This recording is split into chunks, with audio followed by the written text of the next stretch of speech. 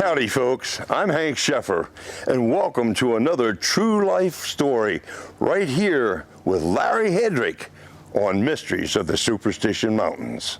Along about the middle of Ronald Reagan's first presidential run, it became obvious that he was going to run for another presidential term, and I was quite certain he was going to win, and I wanted to be in his inaugural parade and march down Pennsylvania Avenue.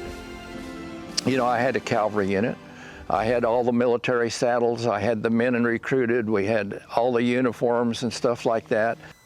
Somebody once said, if you want something you've never had, you've got to do something you've never done. Well, every job I ever had in my life I'd never done before, so I didn't see that as much as an obstacle. So I admit that I had a misconception about how this worked, because I thought there was somebody up in Washington, D.C. that sat around watching all the parades all across the country, and they picked who they wanted to be in the inaugural parade. But nothing could be further from the truth. And as time went by, I was watching the news one night, and a member of the Presidential Inaugural Committee was being interviewed, and the phone number went across the screen, so I called it the next day. And I got a set of application forms sent to me in the mail to be in this parade. And there was quite a list of things that you had to do in order to qualify. One was, of course, submitting pictures of your organization. You had to submit the names and other information of all the members that's in your group, because the Secret Service is going to run them by and check them out. Even your horses had to have special shoes on the bottom of their hooves. You had to have parade insurance. You had to have all kinds of things. And some of my guys owned their own horses, but none of us were interested in dragging those horses all the way from Arizona to Washington, D.C. So we decided we were going to rent. Well, in order to get the parade insurance, I had to go over and meet with a guy. I looked him up in the phone book and found this fellow that offered this kind of insurance, and went over to Scottsdale and met with him.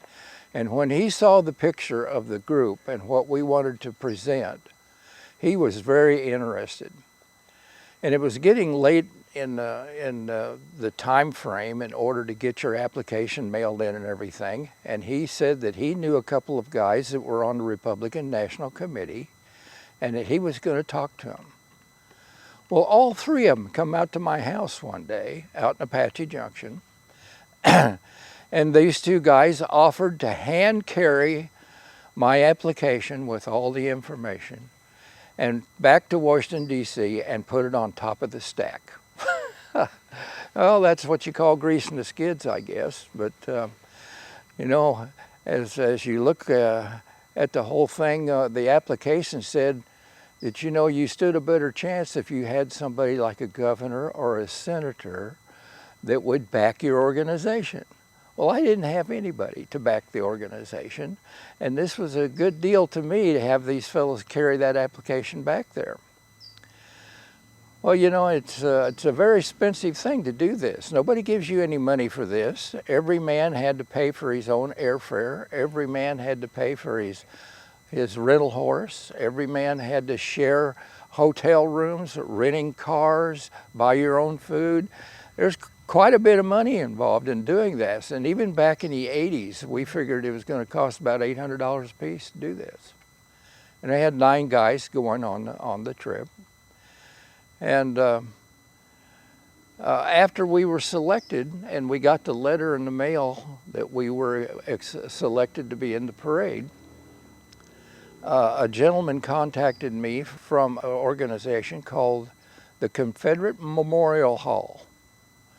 And he offered to put us up in this Confederate Memorial Hall free of charge. Well, that was very appealing. There was some money we didn't have to spend. So when we got back there, you know, we took a week doing this, and when we got back there, we ended up sleeping in the same old iron frame beds that those Confederate veterans slept in after the Civil War. And in the basement was a museum. It was a great time, and of course the parade people had to have all your phone numbers. They had to be able to contact you and everything. We rented a couple of station wagons, and we hung around the Memorial Hall most of the time. And one little quirk that we understood was one of these gentlemen that hand carried the application back there happened to be present in the office with Ronald Reagan when the parade committee gave him a review of who was going to be in the parade. The president does not pick who's going to be in the parade. The committee picks these people, but I'm sure he could have a say if he didn't like something. And it came up that somebody said, we can't let a Confederate organization by name go down Pennsylvania Avenue. And Ronald Reagan himself said, well, they were selected by that name, and that's how they're going to ride. Ronald Reagan played Confederate officers in several movies. He didn't have any problem with that. Well, what we really did was we had a color guard representing America's mounted military history.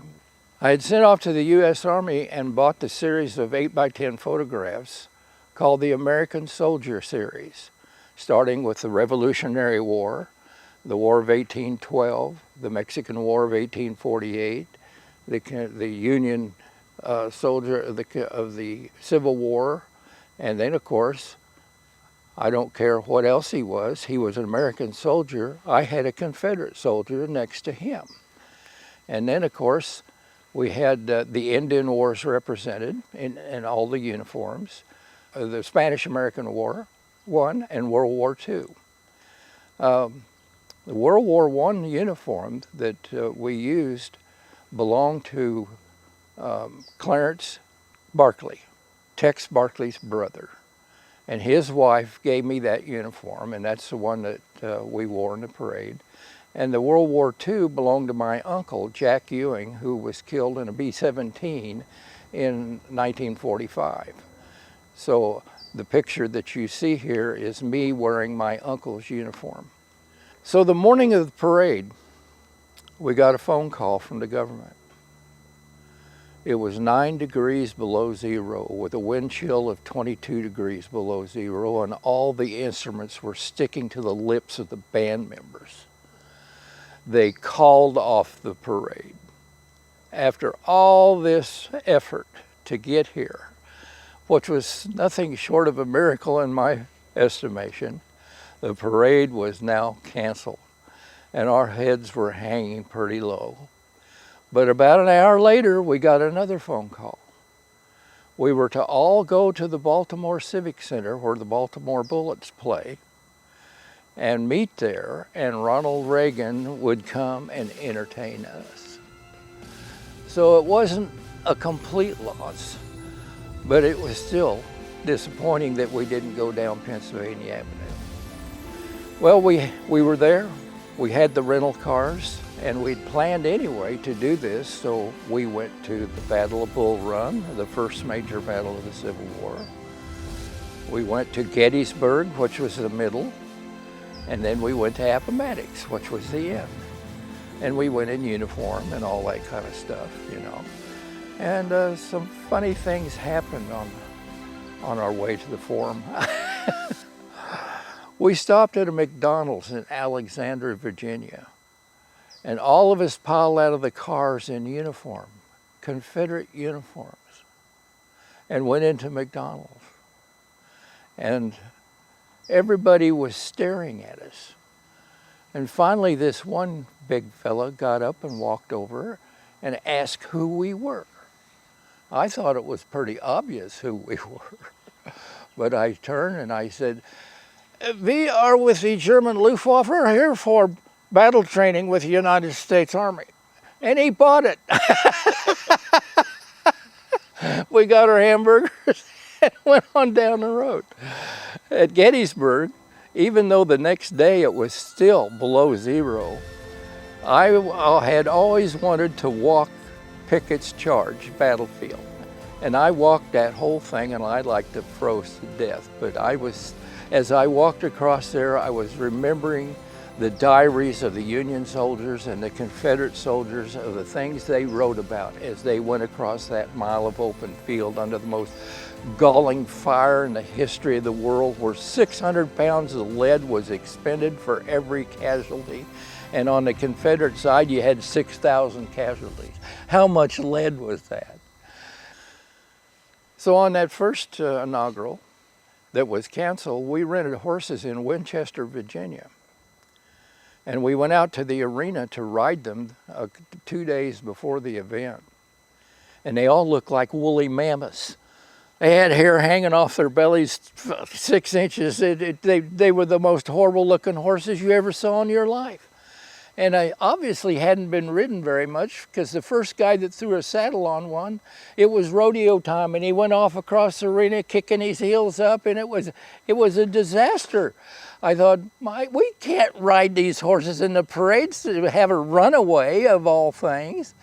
And the horse I got on immediately laid down on the ground, and I rode him all the way down and rode him all the way back up. But we spent about 3 hours doing nothing but wheels. Not left turns, but wheels. All 8 of us in a row making a sweeping turn, and that's all we knew we had to do through the whole parade route, was make wheels. And finally, after about 3 hours of this, the horses, when I gave the command and then said, "Ho!" those horses were automatically speeding up on the outside. They knew what they were doing. And as we left the arena, I told the guy, I said, you know, I'm a little disappointed in the looks of these horses. And he says, well, don't worry about it. We'll fix them up before we bring them over. Well, of course, the parade didn't happen. He didn't have to bring those horses all the way from Winchester to Washington, D.C. and take them back. But he didn't give us any money back either. It was an interesting trip, and we're glad we got to go.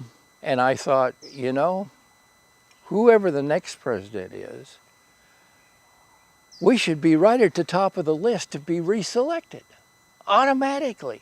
What a disappointment. But you know, on the next one, I applied, and there were only 4 units that were reselected, and we were one of them.